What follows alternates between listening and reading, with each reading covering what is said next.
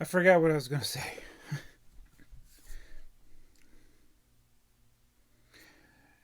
YouTube at times has its problems. Social media can be dangerous. That being said, I've actually really enjoyed the time I've had on YouTube with my various channels, with my children, interacting with other people, and it's it's a good way to kind of get to know people that share interests that you have. And so when people comment on the videos that I've made, regardless of what channel it is, BrickTsar, Trains Are Fun, BrickTsar Toys, uh, Yoda Speak Translator, and other weird things, it, the more that people comment, you learn about them. You kind of get snippets of things that they're interested in, and it's just a fun thing. Um, and so it's like no matter how many subscribers you have or how few, even if you just got one person that's commenting, it's kind of like that. It encourages you. It's just enjoyable. And I see people that do they'll do live streams. It could be just two or three people. It could be 10, the max that you can fit in a Google Hangout. And there's that communication between them and then also the people that are in the chat. So that's one thing that's fun about YouTube. And we all reach various milestones, whether it be the amount of time we've been on YouTube, whether it be a certain subscriber count. Then these things, they can be special moments. Now, me personally, I have today is January 25th as I'm recording this. I've worked at the same job now, my real job, for 20 years. This marks the 20th anniversary of me starting as a telecommunications technician. And I celebrated my 20th anniversary by doing more jobs than I have in a really long time. It's a really unusual day. It's almost like I probably should have taken the day off. Uh, and I was tested, and some of the tests I failed.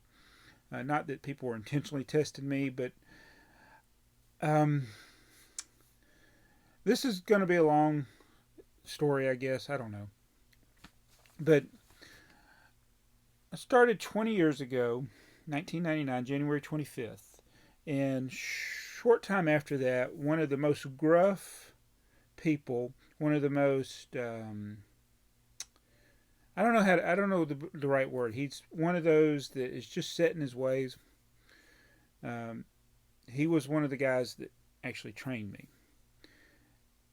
And one of the things, it's funny because he taught me something in probably less than 5 minutes in the course of my training that was the most valuable thing that I ever learned with the phone company. And it was a key to troubleshooting, about how to troubleshoot without having to drive around and go back and forth so many times. And that piece of information that he gave me served me well for the 20 years that I've worked with the phone company. And I've always been pretty quick at isolating troubles, determining where the trouble is, sometimes even before I get there. But once I get there, I'm always able to quickly find it because of something he taught me. And it actually went counter to what we were trained to do and what other people were trained to do. And I would get a lot of, uh, there would be a lot of times that people wouldn't agree with me or would be like, why are you doing it that way? And I was like, because this is the way that works.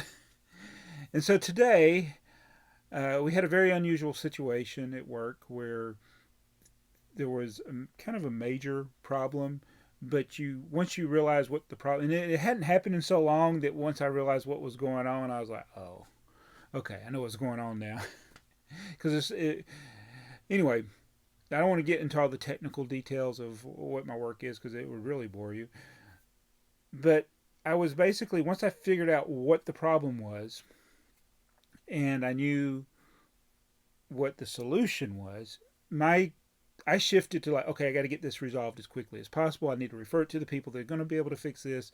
And I was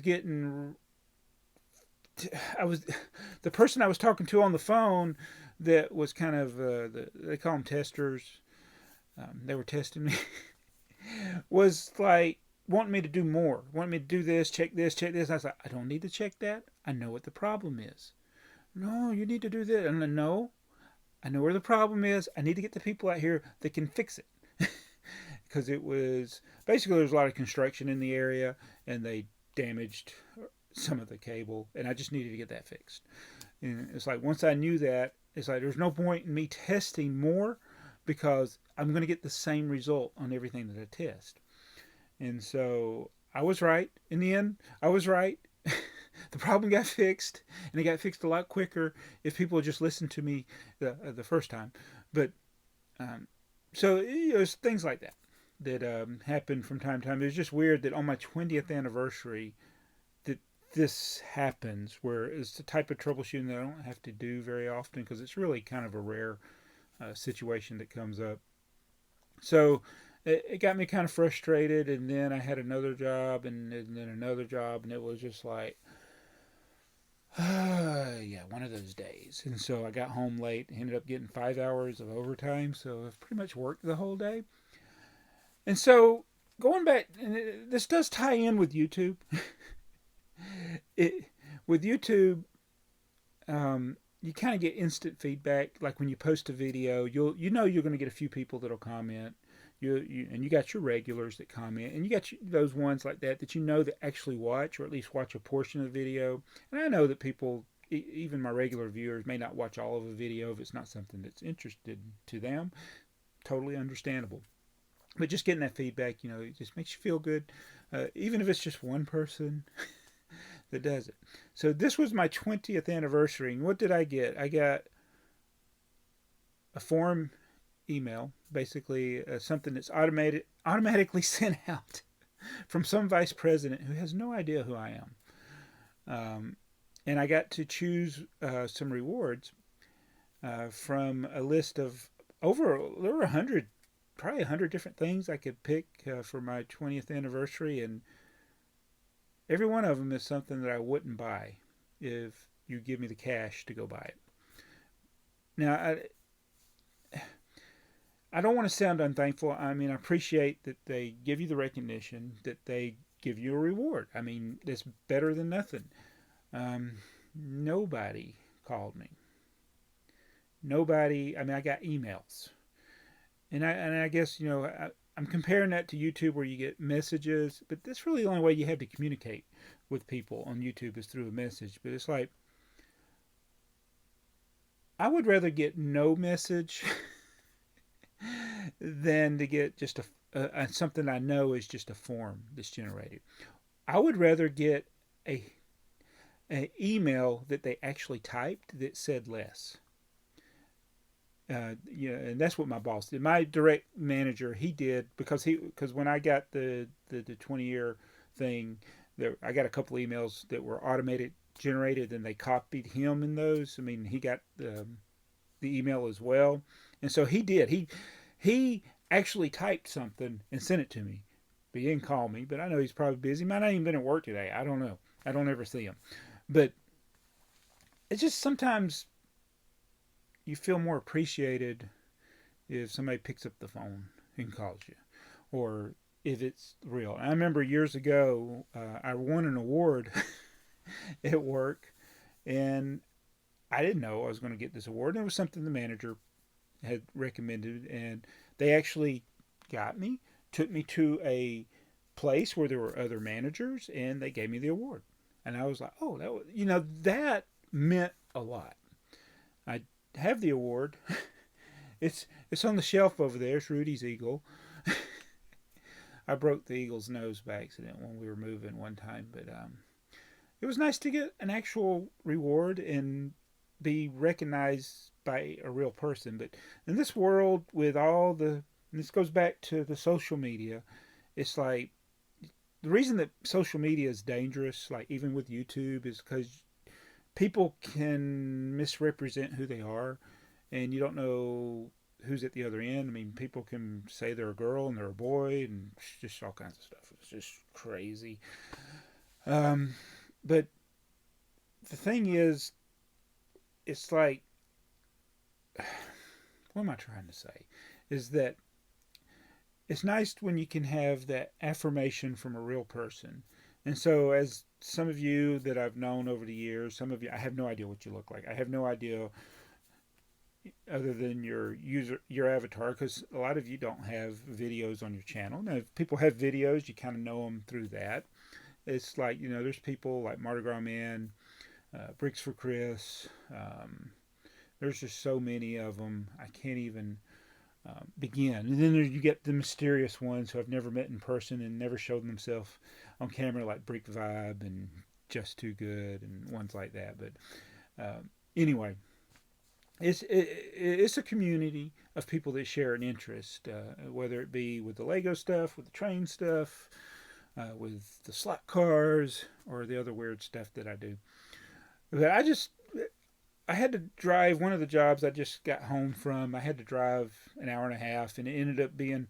I called the person.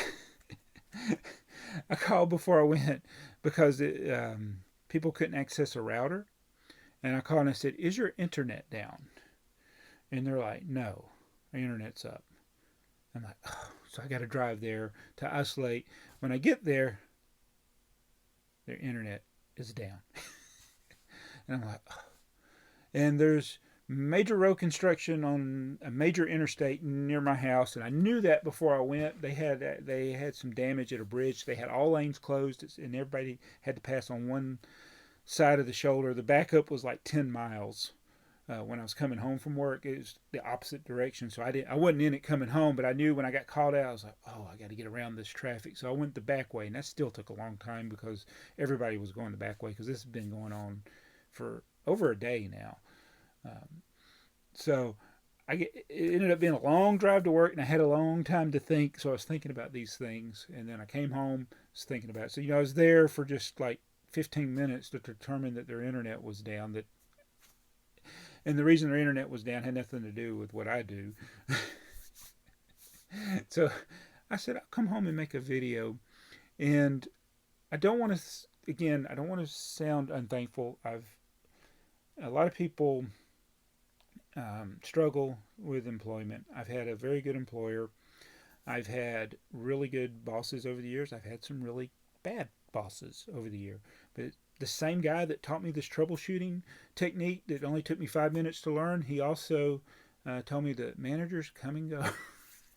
Don't get caught up when you get a bad one, because they come and go. And that's true. I mean, I've seen them come and go. And I got a really good manager right now. I hope he stays. And I really like him. And the company, 20 years with one company is amazing. Before I started working with the phone company, I did work with Six Flags over Georgia for 14 years. Not consecutively. It was over a 16-year period. There were a couple of years that I actually didn't work there.